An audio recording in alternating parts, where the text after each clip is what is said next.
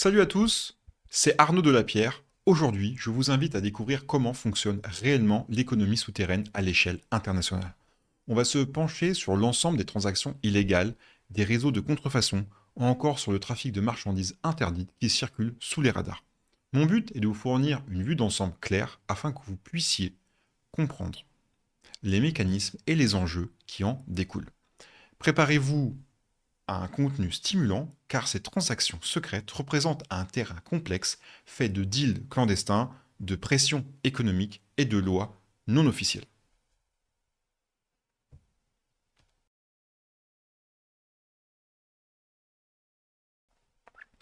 L'histoire de l'économie souterraine remonte à la nuit des temps. Depuis que les premiers échanges se sont organisés, certains acteurs ont cherché à esquiver les taxes, contourner les lois et manipuler les structures officielles. De la prohibition au marché noir durant les conflits majeurs, ce système parallèle a toujours su se réinventer. En suivant l'évolution de ces circuits occultes, on voit émerger un fonctionnement en toile d'araignée tissé entre mafia, réseaux criminels et hommes d'affaires peu scrupuleux. Le commerce illégal n'est pas juste une curiosité historique. Il influe directement sur nos économies légales, même si cela se passe sous les radars. Pour que l'on saisisse la portée du phénomène, il faut regarder la taille estimée de ce marché clandestin. Les chiffres sont toujours difficiles à établir, mais certains analystes avancent des montants astronomiques. Drogue, armes, trafic d'êtres humains, blanchiment d'argent, produits contrefaits, tout cela génère des flux financiers massifs qui échappent à la fiscalité et aux règles classiques. Cette dimension parallèle alimente la corruption, fragilisée et fragilise certains États et fausse les données officielles. C'est exactement ce qui rend cette réalité si intrigante et c'est la raison pour laquelle j'ai voulu faire la lumière sur ces processus opaques. Aujourd'hui,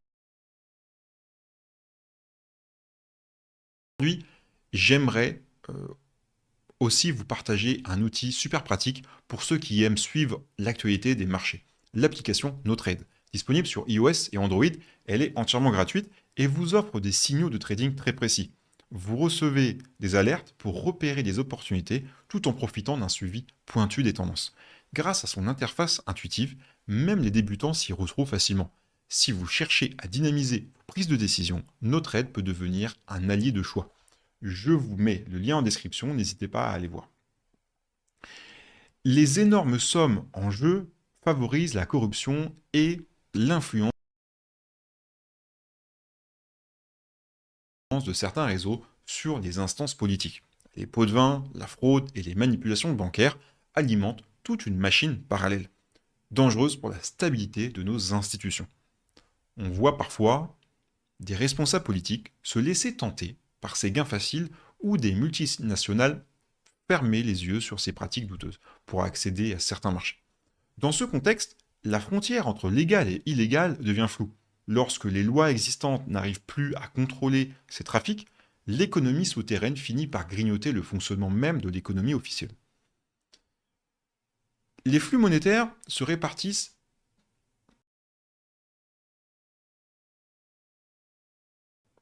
par des canaux complexes où il est parfois très difficile de distinguer l'origine de l'argent sale. Les paradis fiscaux servent souvent de plaque tournante pour camoufler les mouvements, tandis que les banques, peu scrupuleuses, ferment les yeux sur ces transactions. Avec l'essor du numérique, on assiste aussi à une multiplication des cyberactivités illégales, ransomware, phishing, escroquerie en ligne, etc., etc. Autant de pratiques qui rapportent gros et alimentent l'économie parallèle. Pour enrayer ces comportements, les gouvernements essayent d'adopter des lois plus strictes et renforcent la coopération internationale, mais le réseau underground reste bien ancré. Dans cette sphère plutôt discrète, la loi de l'offre et de la demande joue également un rôle incontestable. Lorsque la marchandise est interdite ou difficile à trouver, les prix grimpent en flèche, ce qui attire encore davantage d'acteurs attirés par ces bénéfices rapides. Les producteurs intermédiaires et revendeurs se répartissent le gâteau, tout en se protégeant des autorités et des concurrents. Les acheteurs, de leur côté, cherchent souvent la rareté ou l'exclusivité, quitte à franchir la limite pour se procurer ce dont ils ont besoin. Ce mécanisme alimente un marché où seuls les plus audacieux où les plus organisés parviennent à survivre. Prenons l'exemple de la prohibition aux États-Unis au début du XXe siècle. Quand l'alcool a été interdit, les gangs ont senti le filon et ont pris le contrôle de la production et de la distribution. Les ventes clandestines se sont multipliées, alimentant les fortunes de groupes comme la mafia italo-américaine. Les cafés enfumés, les brasseries secrètes et la contrebande maritime sont devenus monnaie courante. Ce cas illustre bien qu'une restriction légale peut créer un marché caché et qu'une politique répressive ne suffit pas toujours à stopper le commerce illégal. Les habitudes des consommateurs peuvent parfois alimenter elles-mêmes le phénomène. De nos jours, une part grandissante de ces échanges se fait via le dark web et les crypto-monnaies, grâce à un système décentralisé et souvent anonyme, ou pseudo-anonyme. Les gourous du trafic peuvent opérer loin des radars institutionnels, transactions chiffrées, places de marché cachées, services de mixage de devises numériques. Tout est pensé pour éviter les surveillances classiques. Certains y voient une nouvelle ère où les criminels prennent une longueur d'avance en se passant des systèmes bancaires traditionnels. D'un côté, on entend des arguments en faveur de la liberté, et de l'autre, des craintes liées à une expansion du commerce illégal.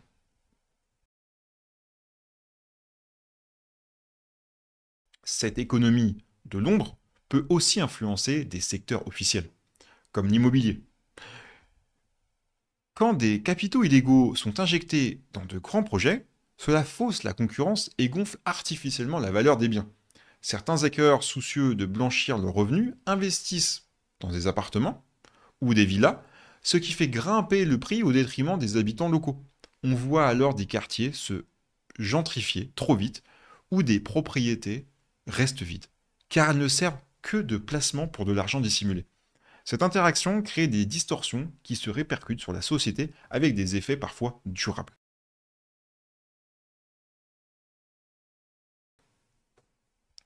L'autre aspect, plutôt préoccupant, c'est la violence générée par ces réseaux.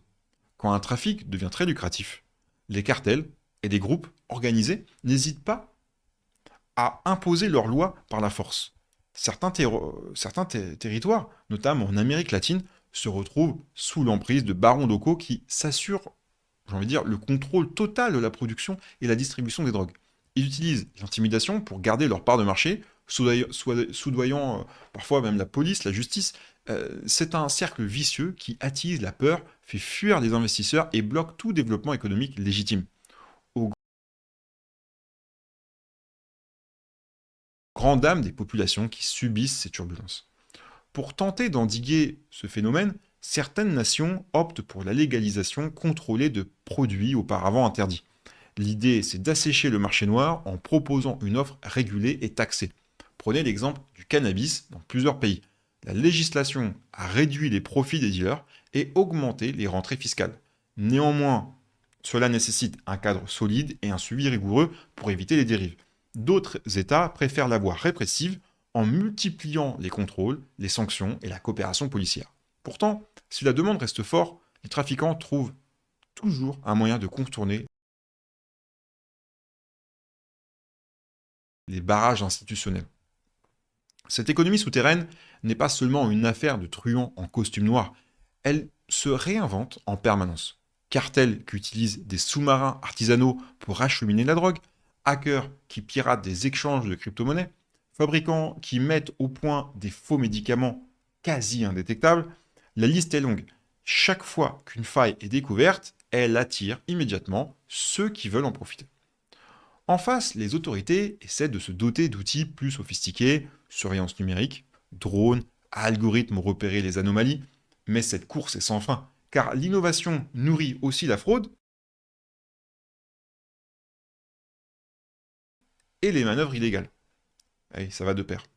En tant que citoyens, nous participons parfois sans le savoir à cette économie cachée. Quand on achète un produit contrefait, en ligne, ou qu'on fait appel à un service non déclaré, on alimente ce circuit invisible. Pour mettre la barre plus haute, chacun peut commencer par s'informer, soutenir des entreprises transparentes, je parle, et signaler les pratiques douteuses. Les contenus comme cette vidéo vous aident à y voir plus clair et si vous appréciez cette approche, pensez à vous abonner à la chaîne et à liker la vidéo. Votre soutien me motive à continuer à décortiquer ces sujets souvent délicats.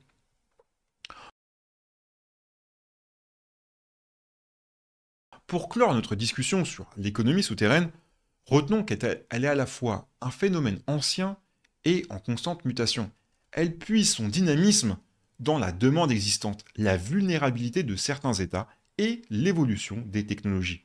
Ce système tire profit des vides juridiques et profite d'un public prêt à enfreindre les règles si l'appât du gain est assez fort. Bien qu'elle semble lointaine, cette réalité nous touche tous, j'ai envie de dire, ouais, indirectement. Comprendre ces mécanismes, c'est déjà se donner la chance de mieux décrypter l'actualité et ses enjeux. Merci de votre écoute, prenez soin de vous et à très bientôt.